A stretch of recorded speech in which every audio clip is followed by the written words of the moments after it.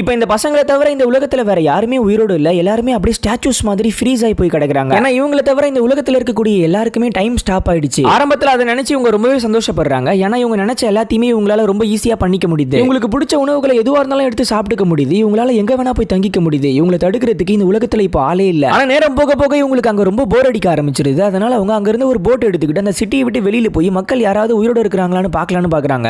ஏன்னா தண்ணி கூட ஃப்ரீஸ் ஆன மாதிரி அப்படியே நின்னு போயிருக்குது. அது கூட ஓட மாட்டேங்குது. இப்படியே போய்கிட்டு இருக்கும்போது ஒரு நாள் அவங்க ஃப்ரெண்ட்ஸ்ல ஒருத்தன் ஆஸ்துமா அட்டாக்னால அப்படியே இறந்து போயிடுறான். கொஞ்ச நேரம் கழிச்சு வீட்டுக்கு வந்த அவங்க ஃப்ரெண்ட் இப்படி இறந்து கிடக்கிறத பார்த்துட்டு ரொம்பவே கவலைப்பட்டு அப்படியே கதறி அழுதுட்டு அவன் அப்படியே கயிறு கட்டி தூக்கிட்டு போறாங்க. அவன் அப்படியே அந்தரத்துல மிதந்துகிட்டே வரான். நேரா கொண்டு போய் அப்படியே அழுதுகிட்டே மண்ணு தோண்டி அவனை அடக்கமும் பண்ணிடுறாங்க. அதுக்கு பிறகு இவங்களும் வெயிட் பண்ணி இந்த நிலை நார்மல் ஆயிடுன்னு பாக்குறாங்க. ஆனா 10 வருஷம் கடந்து போயிடுது. எந்தவித மாற்றமும் ஏற்பட்ட மாதிரி தெரியல. அப்படியே தான் இருக்குது. அதனால மிச்சம் இருந்த 2 பேருமே நம்பிக்கை இழந்து இனிமே நம்ம வாழ்றது வேஸ்ட்னு சொல்லிட்டு ஒரு மலையுடைய உச்சிக்கு போய் அப்படியே அங்க இருந்து தண்ணிக்குள்ள குதிச்சிடுறாங்க. குதிச்ச கொஞ்ச நேரத்திலேயே பார்த்தா எதிர்பாராத விதமா டைம் மறுபடியும் மூவ் ஆக ஆரம்பிச்சிருது. ஆனா கவலையான விஷயம் என்னன்னா குதிச்ச 2 பேர்ல ஒருத்த மட்டும் தான் உயிர் பிழைக்கிறான். இன்னொருத்தன் தண்ணிலேயே மூழ்கி அப்படியே இறந்து போயிட்டு இருப்பான். கடைசியில ஃப்ரீஸ் ஆகி போயிருந்த எல்லாருக்குமே வெறும் 1 செகண்ட் தான் கடந்த மாதிரி தெரிஞ்சிருக்கும். ஆனா இவன் ஒருத்தனுக்கு மட்டும் தான் 10 வருஷம் கடந்து போயிருக்கும்.